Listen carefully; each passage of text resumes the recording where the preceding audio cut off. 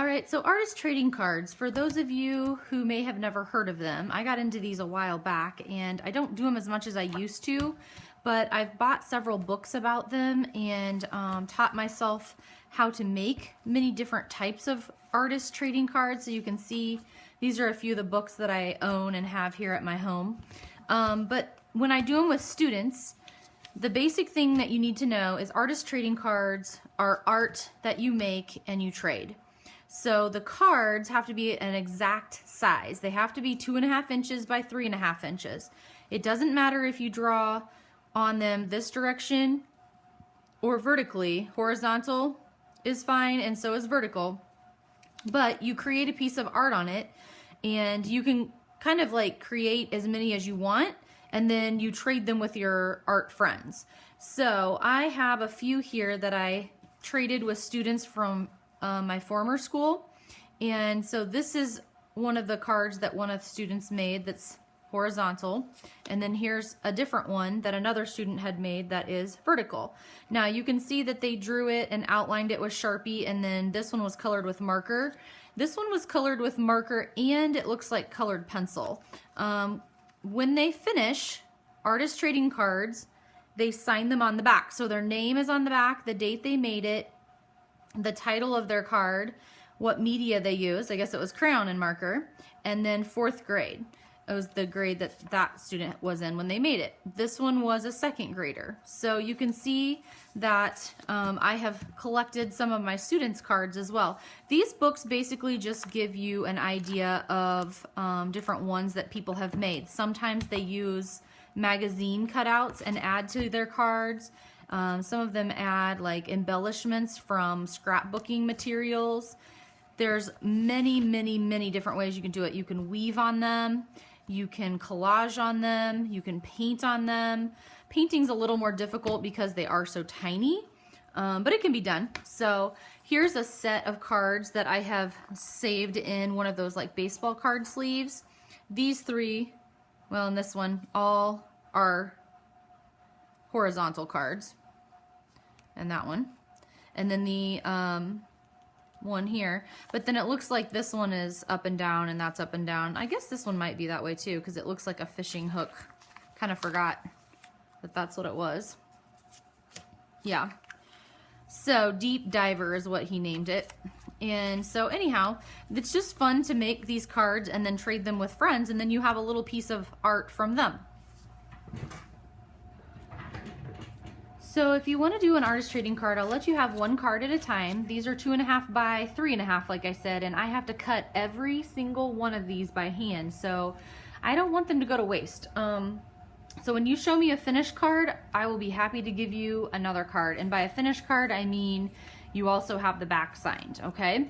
All right, so I've been doing, recently anyway, I was doing some pigs with kindergarten. And so I thought, well, I'll just make a small pig on my artist trading card, the way that I showed them how to draw their little piggies. So I'm gonna make a little pig on my card here.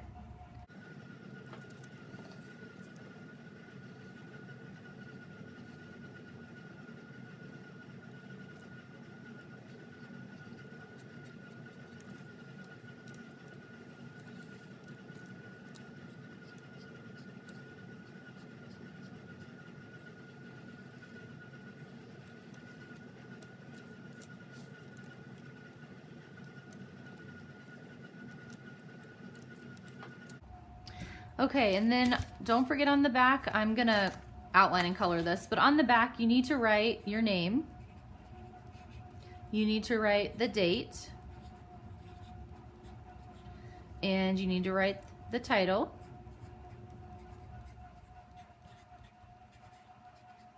Remember those capital letters, pink and pigs, both capitalized. And then I'm going to use marker, I believe. So I'm going to go ahead and write marker so I remember what I'm going to have used for my medium. Let me grab my markers and I'll be right back. All right, I decided I was going to trace with a small Sharpie first just because these are pretty little ears and eyes and nose. I would prefer to trace with the bigger one if I could, but what I've drawn is pretty tiny, so I don't want to mess it up with the big one. And since I'm working in my own art studio at home, these just happen to be the kind of markers that I have here. I know they're not exactly what you have at school, but you can use colored pencils, you can use crayons or color sticks as well. Colored pencils may work actually better on some of this tiny stuff because I know the markers that you have at school are much larger, and by the end of the year they're starting to kind of run out. Okay, so I finished tracing, and so now I'm ready to color. I'm thinking that this is going to be like a little mud hole down here, a little dirt mud hole that this little pig is in. So I'm going to color that brown. Now you want to remember that if you don't take your time and make a nice card, you're not going to want to trade for one that someone didn't take their time on and do a good job. You're going to want to trade for a nice looking card just as much as the next person is going to want to trade for a nice looking card. So if you make your cards in a big hurry and you are not able to trade, maybe you need to go back and think about how you're coloring or how you're working, and think about how long you spent on that card. Did you really spend enough time making it look good rather than rushing through it? You want to make sure that you're making a card that you yourself would want as well. Now, I always get the question, do I have to trade? No, these are your cards. If you really make one that you love, do you have to trade it away? Absolutely not. And that's okay. What would be smart though is if you really like the card and you made it once, you can make it again. So you could make the same card more than once if that's what people like and they want to trade for. You can make the same thing again for them, and then if they have a card that you really liked, they could make you one of their cards the same way as well. Okay, I'm not wild about that green color, so I am going to switch to the lighter green color and just have that against the fence in the back where it's darker. You might notice I'm going around the outside edge of my pig, like I'm tracing him almost with the green first, because I'm really not wanting to get the marker on the pink part of him. So I'm trying to be very careful by tracing around it first, and then I will kind of go and fill in what's left. Now, because I already put some of that dark green on there, or at least what I thought was going to be more medium green, I'm just going to go back and add a few little blades of grass in there that are those colors, so it kind of looks like I did it on purpose. Instead of like, oops, that was a mistake, just kind of add that in so it looks a little more like it was meant to be. All right, basically I have the sky left. Sometimes I like to check on the back what color I would like.